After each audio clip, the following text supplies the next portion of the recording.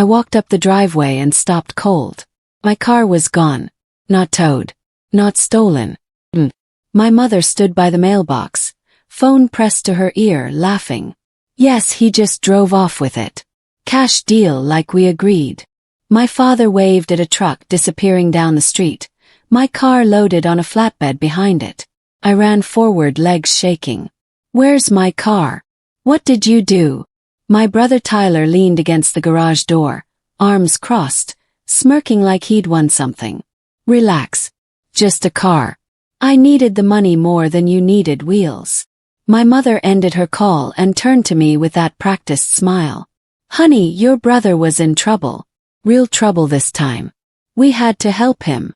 I felt my chest tighten. That was my car. Paid for it. My name is on the title. She waved her hand dismissively. You live under our roof. What's yours is family property. Don't be selfish. I couldn't breathe. My father walked past me into the house like I wasn't even there. Tyler followed, whistling. And I stood there, alone in an empty driveway, realizing they'd just stolen my future. If you're watching this video, please like, subscribe to the channel, and tell me in the comments where you're watching my revenge story from. I want to know how far it has traveled. My name is Brooke, and this is the story of how I made them regret every single choice. That car wasn't just transportation.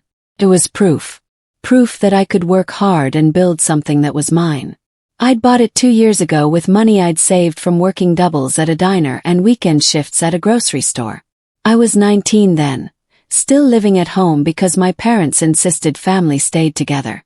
I'd wanted to move out, but every time I mentioned it, my mother cried. My father reminded me how much they'd sacrificed. Tyler would joke that I was abandoning them. So I stayed. And I worked. I skipped concerts and parties. I walked 40 minutes to my shifts when it rained because I was saving every dollar. When I finally had enough, I bought that car myself. A used sedan, nothing fancy, but it was mine. The day I brought it home, my mother barely looked up from her phone. My father said, "Hope you can afford the insurance." Tyler laughed and said, "At least now you can drive me places." Nobody congratulated me. Nobody said they were proud. But I didn't care. I had freedom. Or so I thought. The night they sold my car, I locked myself in my room and cried until my throat burned. I called my best friend Maya, but she didn't answer. I stared at the ceiling, replaying my mother's words. Don't be selfish. How was I selfish? I worked for that car. I paid for every oil change, every tire rotation, every gallon of gas. Tyler hadn't worked a real job in 3 years. He'd dropped out of community college twice. He borrowed money from everyone and never paid it back. But somehow I was the selfish one. Around midnight I heard voices downstairs. I crept to the top of the stairs and listened. My father's voice drifted up. She'll get over it. She always does. My mother laughed. Brooke's dramatic, but she's not stupid. She knows we needed that money. Tyler added. Besides, she doesn't even go anywhere. Why does she need a car? They were laughing. Like my heartbreak was a joke. Like I was a joke. I went back to my room and sat on the floor. Something inside me shifted. I wasn't going to get over this. Not this time. The next morning, I confronted them at breakfast. My father was reading the newspaper. My mother poured coffee. Tyler scrolled through his phone. I stood in the doorway, arms shaking. You had no right to sell my car. My father didn't look up. We're your parents. We have every right. I stepped closer. The title was in my name. You forged my signature. That's illegal. My mother set down the coffee pot with a sigh. Oh, Brooke, stop being so dramatic. We didn't forge anything. We're family. Family helps each other. I felt my voice rising. I help. I always help. When have any of you helped me? Tyler finally looked up, grinning. You still mad about the car? God, you're exhausting. I wanted to scream. I wanted to throw something.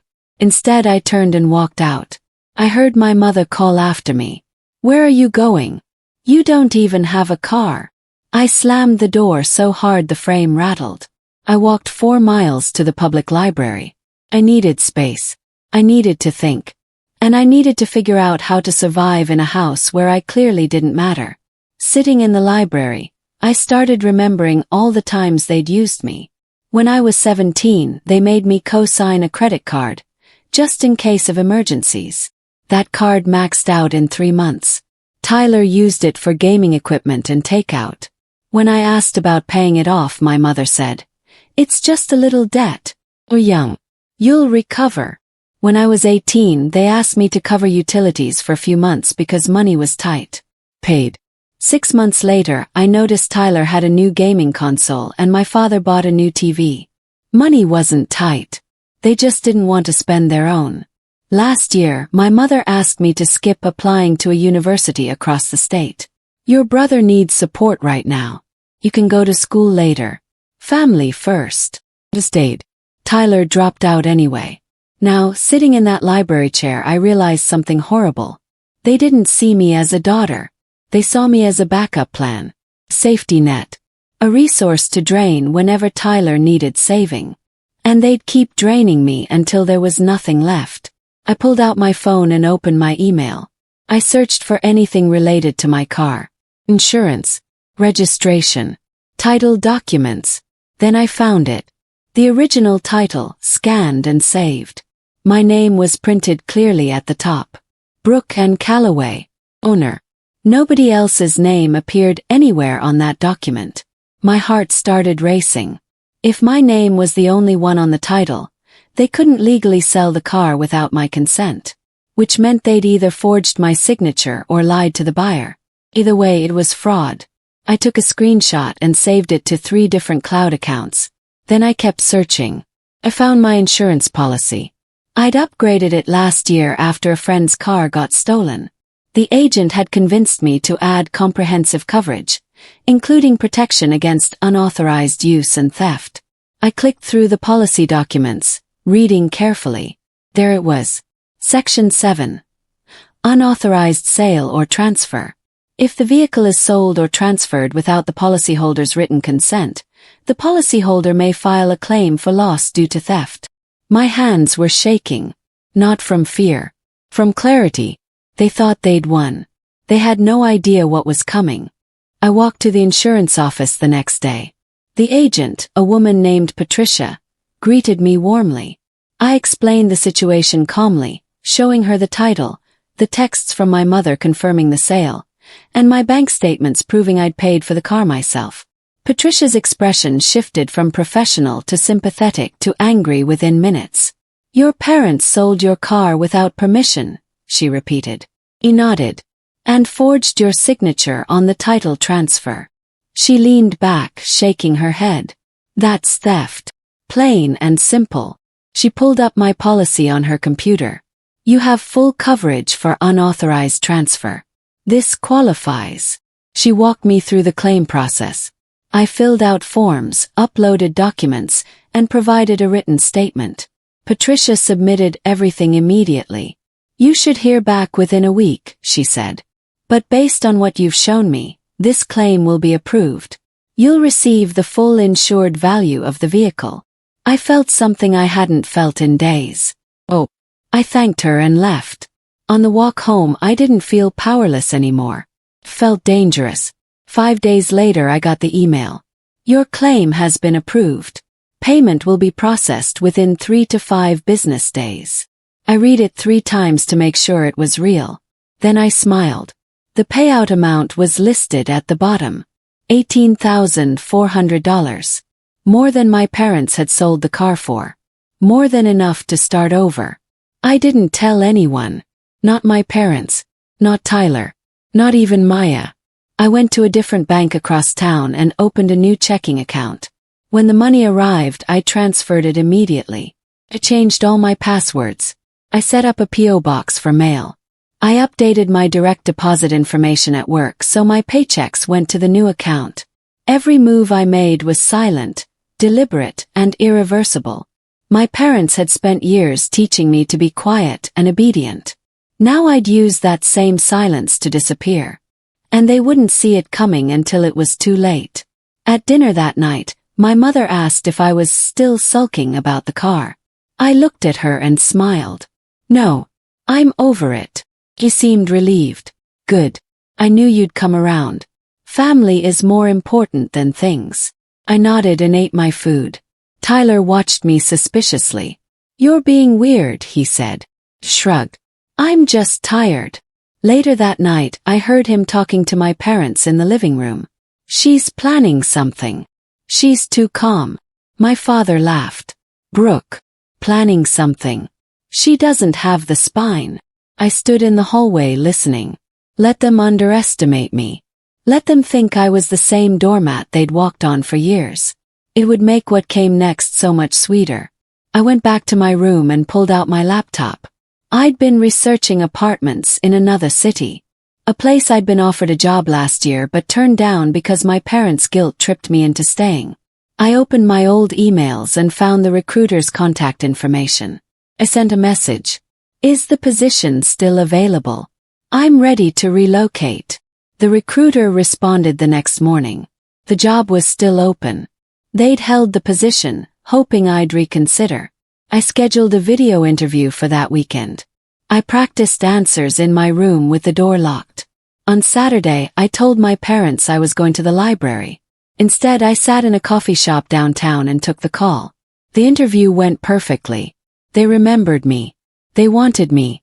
By the end of the call, they offered me the position again. When can you start? The hiring manager asked. Smiled. 2 weeks. I accepted on the spot. I had a job in another state. I had money they didn't know about. I had proof they'd committed fraud. Now I just had to wait for the perfect moment to leave.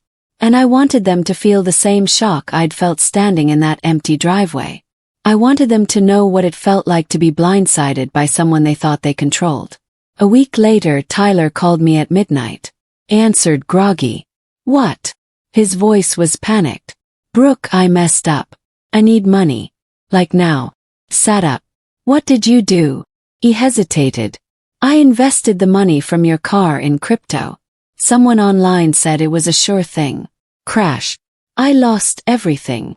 I almost laughed. Almost. So you want me to bail you out? You're my sister. Please. Just a few thousand. I'll pay you back. I let the silence stretch. Brooke. Are you there? Hung up.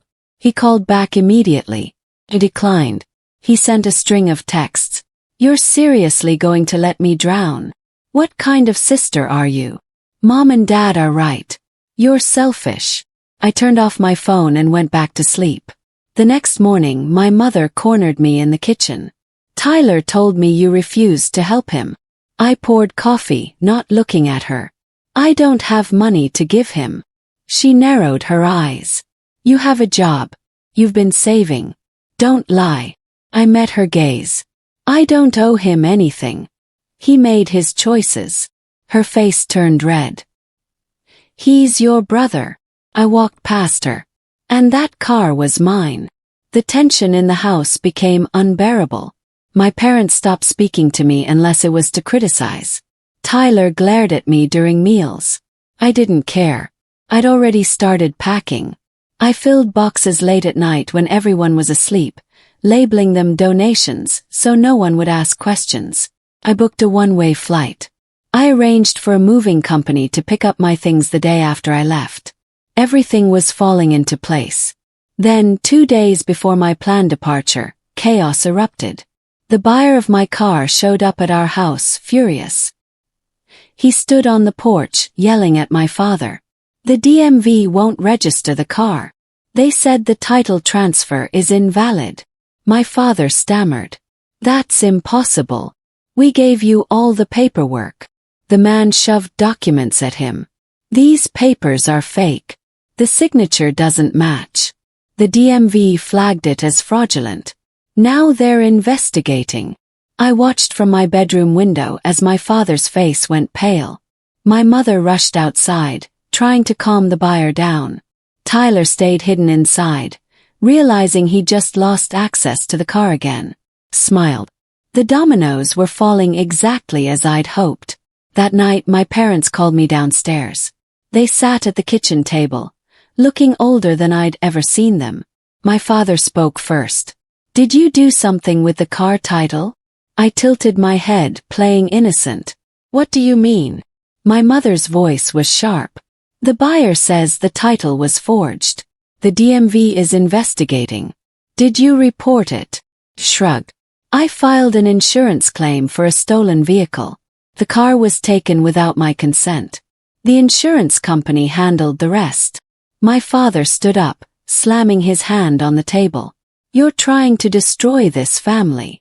I stayed calm. "I'm protecting what's mine. You're the ones who committed fraud." My mother's face crumpled. "We're your parents. How could you do this to us?" I looked at her, feeling nothing. "How could you steal from me? How could you choose Tyler over me every single time?" Silence filled the room. Tyler appeared in the doorway, pale and shaking. "You're insane," he whispered. I stood up. "No. I'm done." I walked back upstairs, leaving them in stunned silence.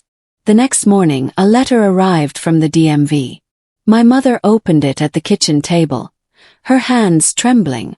I watched from the doorway as she read aloud. "Notice of investigation. Fraudulent title transfer. Forged signature. Potential criminal charges." She looked up at my father, tears streaming down her face. "What do we do?" My father said nothing. He just stared at the letter like it might disappear if he looked long enough. Tyler paced the kitchen, running his hands through his hair. "This is all her fault. She did this on purpose." I stepped into the room. "I filed a legitimate insurance claim. If you hadn't forged my signature, none of this would be happening." My mother turned on me, her voice breaking. "You've ruined us. Do you understand that? Your father could lose his business license, could face charges, all because you couldn't let go of a stupid car." I felt my anger flare. That car represented 2 years of my life. 2 years of work you dismissed like it meant nothing. You sold it without asking. You forged documents. You committed fraud. This isn't my fault. It's yours. That afternoon I left for the last time.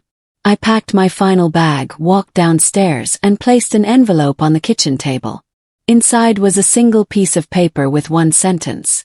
"You taught me to survive by taking everything from me. Now I'm taking back my life." I didn't say goodbye. I walked out the front door, called a taxi, and headed to the airport. My phone buzzed with calls and messages. I ignored them all. On the plane, I felt lighter than I had in years. No more guilt. No more obligation. No more pretending I owed them anything. When I landed, I took a deep breath of unfamiliar air. This was my city now. My life. My choice. I started my new job the following Monday. My coworkers were kind. My boss respected my work. For the first time I felt valued. Not as someone's backup plan. Not as a resource to be drained. Just as myself. Weeks passed. I didn't contact my family. They tried reaching me, but I changed my number. I moved on. 2 months later, I received a letter at my P.O. box. It was from my father. I almost threw it away, but curiosity won. Inside was a handwritten note. "Brooke, your mother and I are facing serious legal trouble. We may lose everything. Tyler's struggling. We need your help. Please." I read it twice. Then I folded it back into the envelope and put it in a drawer. I didn't respond. A week later, another letter arrived. This time from my mother. "I know we made mistakes, but we're still your family. We raised you. Don't you owe us something?" I laughed out loud reading that. Owe them. After everything. I wrote one sentence on a blank piece of paper. "You stole from me. You forged documents. You chose Tyler over me every time. I owe you nothing." I mailed it back. That was the last communication we ever had. I didn't feel guilty. I didn't feel sad. Felt free. They'd spent years convincing me that I was selfish for wanting my own life. Now I knew the truth. Setting boundaries wasn't selfish. It was survival. My brother tried reaching out through social media. He sent long messages, alternating between apologies and accusations. I'm sorry for everything, but you didn't have to destroy the family. I blocked him. Then he created new accounts. Blocked those too. Finally, Maya called me. Your brother contacted me. He says you're refusing to help your parents through a crisis. I sighed. They created their own crisis. I'm not responsible for fixing it. I pause. I know they treated you badly, but they're still your family. I felt my patience snap. Family doesn't steal from you. Family doesn't gaslight you. Family doesn't choose one child over another constantly. They stopped being my family the moment they sold my car. Maya went quiet. Then she said, I understand. I'm sorry I doubted you. After we hung up, I realized something important. People who hadn't lived through my experience would never fully understand. They'd always think I should forgive. They'd always think I was too harsh.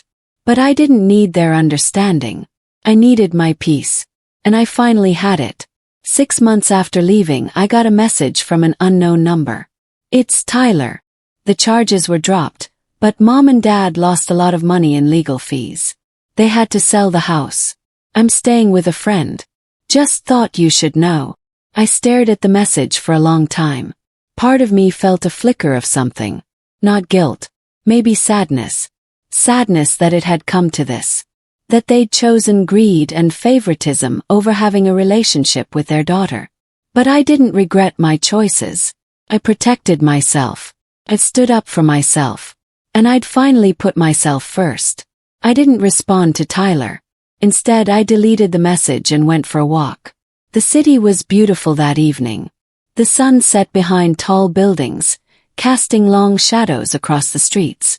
I thought about the girl I used to be. The one who worked doubles to buy a car. The one who co-signed loans she couldn't afford. The one who stayed home because her family demanded it. That girl was gone. In her place was someone stronger. Someone who knew her worth. Someone who refused to be a doormat ever again. A year later, I was promoted at work. I'd proven myself reliable, creative, and hardworking. My boss pulled me aside after the announcement.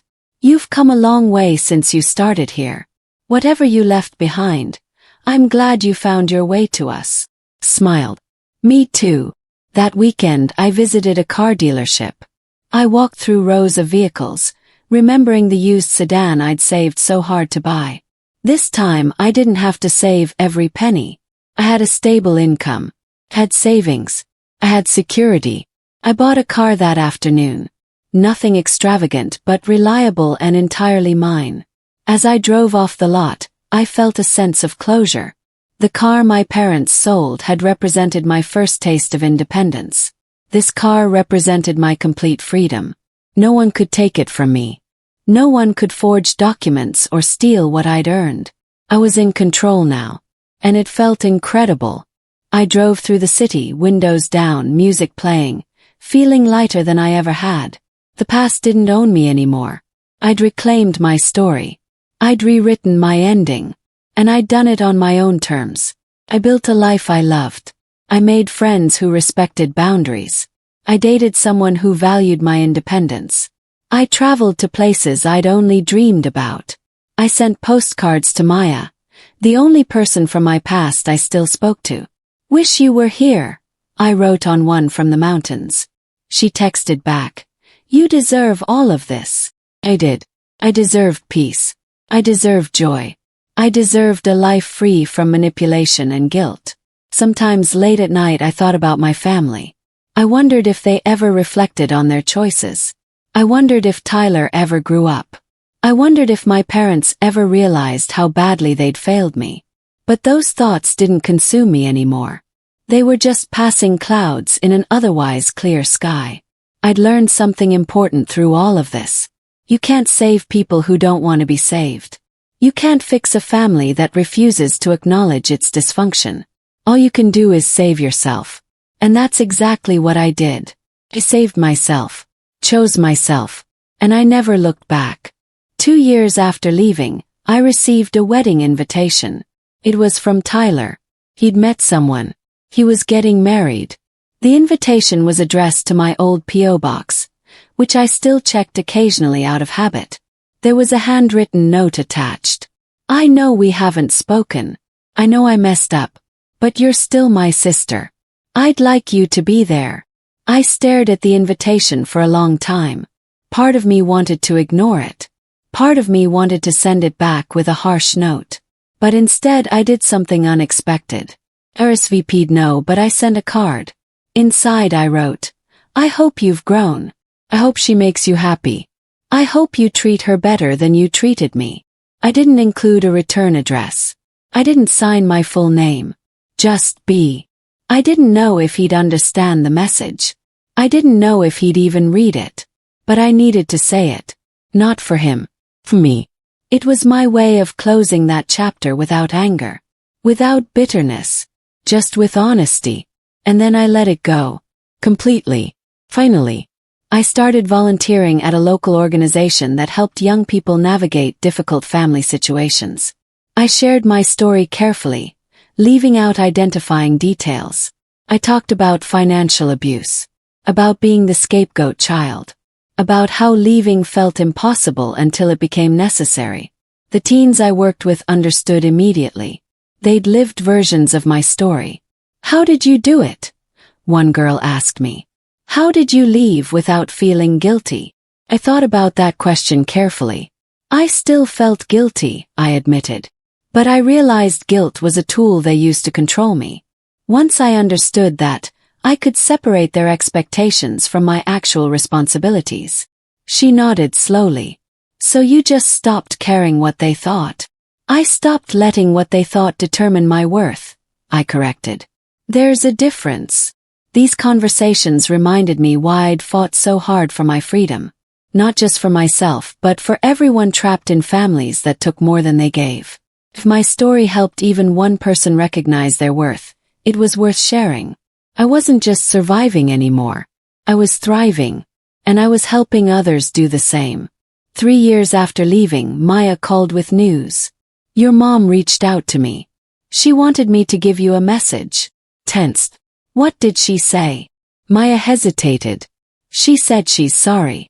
She said she understands why you left. She said she wishes things had been different. I was quiet for a long moment. Is she asking me to come back? No. She just wanted you to know. I nodded, even though Maya couldn't see me. Okay. Thank you for telling me. After we hung up, I sat with those words. Sorry. Understand. I wish things had been different. They were the words I'd wanted to hear years ago. Words that might have changed everything if they'd come sooner. But now they felt empty. Because actions had spoken louder. And their actions had told me exactly where I stood. I didn't respond to the message. I didn't need to. Forgiveness wasn't something I owed anyone. It was something I chose to give or withhold based on my own healing. And I wasn't there yet. Maybe I never would be. And that was okay. I met someone who changed everything. His name was Marcus. He was kind, thoughtful, and emotionally available. He asked about my family once. I gave him the abbreviated version. We're not in contact. It's complicated. He nodded. Family stuff usually is. If you ever want to talk about it, I'm here. If you don't, that's fine too. I appreciated that he didn't push. Didn't try to fix me. Didn't insist that family was everything. He just accepted my boundaries. One evening we were cooking dinner together when he asked, "Do you ever regret leaving?" I considered the question honestly. Sometimes I regret how it happened. I wish they'd been different people. But I don't regret leaving. Leaving saved my life. He squeezed my hand. Then I'm glad you left. Otherwise, I wouldn't have met you. It was a simple moment. But it meant everything. Because for the first time, someone valued me without expecting me to sacrifice myself. Someone saw my strength instead of my compliance. Someone loved me for who I was, not who they needed me to be. And that felt like the ultimate victory. 5 years later, I stood in the living room of my own home. My home. No one else's name on the deed. No one else's rules to follow. Just mine. I thought about the girl who'd stood in that empty driveway, watching her car disappear. The girl who'd felt powerless and betrayed. She would be so proud of who I'd become. I'd built a career I loved. I'd surrounded myself with people who respected me. I'd learned to set boundaries without guilt. I'd created a life where I wasn't anyone's backup plan. Was it perfect? No. I still had hard days. I still wondered sometimes what my life would look like if my family had chosen differently. But those thoughts didn't define me anymore. I defined myself, and I chose freedom, chose peace, chose me. My phone sat on the coffee table silent. No desperate calls. No manipulative texts. Just quiet. Beautiful, healing quiet. I picked up a book and settled into my favorite chair. Outside the sun was setting. Tomorrow, I'd wake up in this home I'd built. I'd go to a job I loved. I'd spend time with people who valued me. And I'd continue living the life I'd fought so hard to claim. They'd taken my car. But I'd taken back everything that mattered. My dignity. My future. Myself. And no one could ever steal that from me again. I'd love to hear your thoughts. What does family mean to you? Please share below and subscribe to this channel for more stories like mine.